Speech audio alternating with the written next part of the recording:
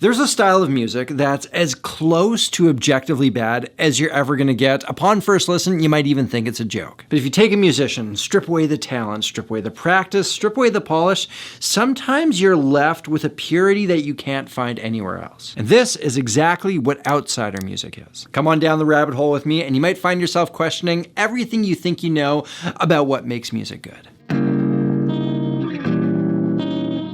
When I was 15, a friend gave me a CD with all his favorite songs on it. I remember getting a few tracks in, and this song came on by Wesley Willis called Cut the Mullet.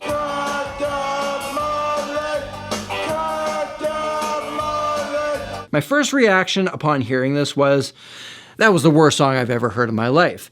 My second reaction was, so why do I want to listen again? And thus began my lifelong fascination with outsider music, which Wikipedia defines as music created by self-taught or naive musicians, the term usually applied to musicians who have little or no traditional musical experience, who exhibit childlike qualities in their music, or have intellectual disabilities, mental illnesses, or nerve disorder. And I've spent decades trying to become the best guitar player I can possibly be, but there's this music over here that seems like the polar opposite of everything I'm aiming for, but it's captivated me in a completely different way than everything else. Because when you really challenge your preconceived ideas of what's good and what's bad, you can sometimes discover this beauty you didn't even know existed. See, outsider music exposes something beautiful that's inherent in every great music.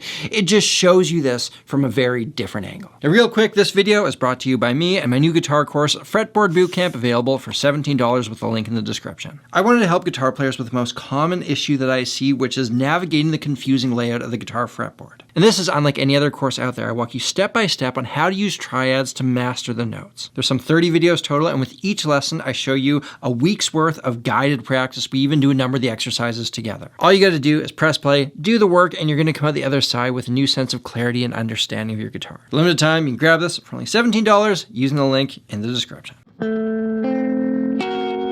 Outsider music has its roots in the broader history of what's known as outsider art. In the early 1900s, psychiatrists began collecting art by patients who were institutionalized with a variety of mental ailments. And fascinated by the intensity and originality of these pieces, Hans Prinzhorn documented hundreds of works by his patients in his 1922 publication, Artistry of the Mentally Ill. And when you look at this stuff, it can be disturbing, but it moves you. It's this pure, unfiltered expression of the human condition. And I mean, isn't that what art is really all about? It's an abstract way of turning feelings and internal chaos into something tangible. Sometimes it's polished and beautiful, sometimes the beauty lies in the discomfort. And when I look through this artwork, I'm able to experience and understand the world of these people in a way that I never otherwise could. By the mid-20th century, we start to see artists like Jean Dubuffet gaining interest in this kind of art. In his words, those works created from solitude and from pure and authentic creative impulses where the worries of competition, acclaim, and social promotion do not interfere are, because of these very facts, more precious than the productions of professionals. Of course, it's just a matter of time before outsider art finds its way into recorded music, and this happens in 1969 with what some have dubbed the worst album ever made, what others have called unintended brilliance. That comes in the form of a band of 3 teenage girls called the Shags with their album Philosophy of the World. And there's a few names that pop up when people talk about the birth of outsider music.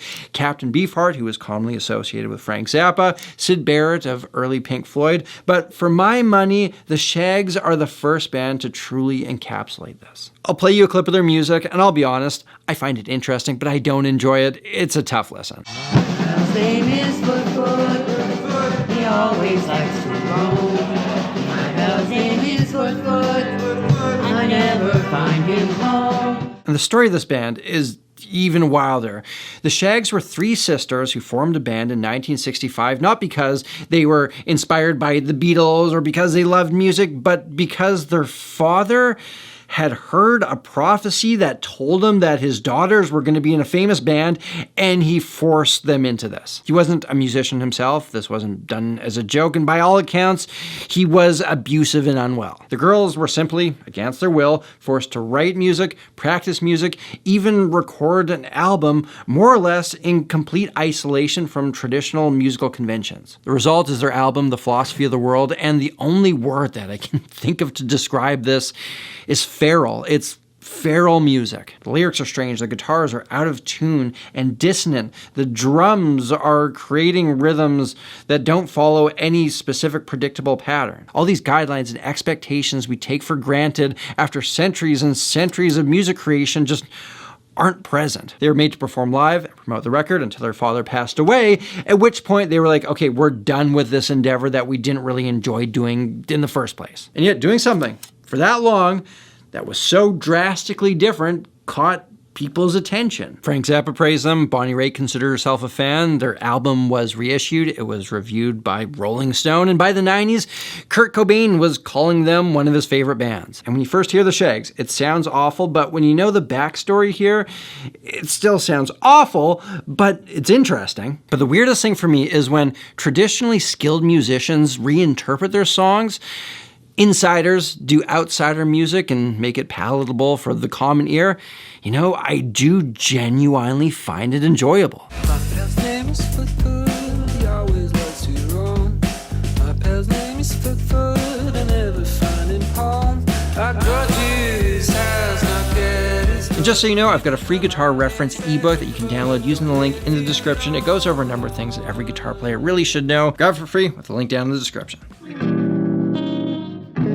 Now, one of the things that's just so peculiar about outsider music is that, by its own definition, it can't ever evolve. There's no lineage, there's no progression. In most genres, you can clearly see a family tree. Like take heavy metal, which traces its roots through Black Sabbath, who were heavily influenced by the Beatles, who were heavily influenced by Elvis. From there, you have gospel, blues, which are essentially African musical traditions that were brought to the Americas through slavery. I'm simplifying, but that's how music tends to grow. Each generation absorbs what their ancestors brought to the table and then does their own variation on that thing. Outsider music doesn't work like that. It doesn't build, it just appears now and then. These artists are operating in some form of isolation, be it cut off from the tradition or a limitation in skill or capability. Like if you hear the Shags and then intentionally try to sound like the Shags, it means you're never actually really doing what the Shags did. The moment you've turned it into a style, you've created a framework, and true outsider music exists outside of preconceived expectations. So unlike every other movement that evolves over time, with outsider music, you just get individual case studies popping up now and then. These single figures that you can point to. And maybe the most well-known, the patron saint of outsider music, is Daniel Johnston.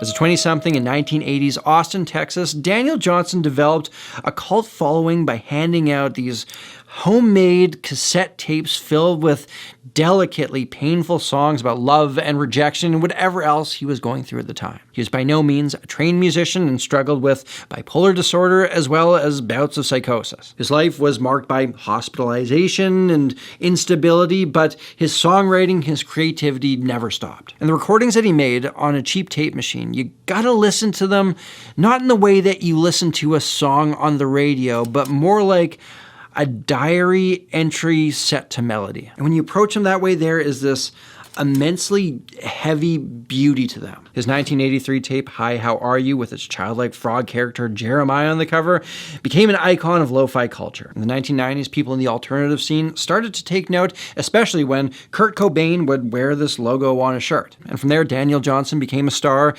at least as much as someone could be who was making deeply unconventional music. His songs were never destined for mainstream radio, but for those who were willing to look past the technical imperfections, there was this raw vulnerability that reshaped how authenticity was valued in music. You may never have heard a Daniel Johnston song, but when you listen to Nirvana and hear that raw, rough around the edges sound, that's partially his influence. And for me personally, Daniel Johnston's music, it goes beyond just interest, spectacle. I genuinely do enjoy it. Don't be sad, I know you will.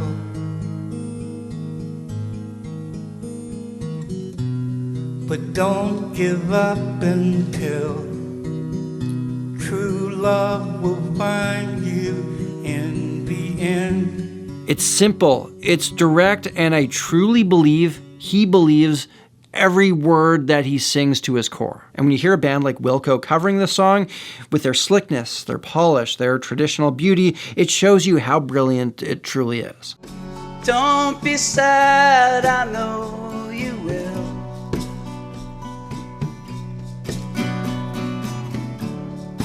don't give up until true love will find you in the end. Sometimes the brilliance in a song isn't apparent at first, but if you're willing to turn your ear and listen from a different angle, you might discover you feel something you didn't expect to feel.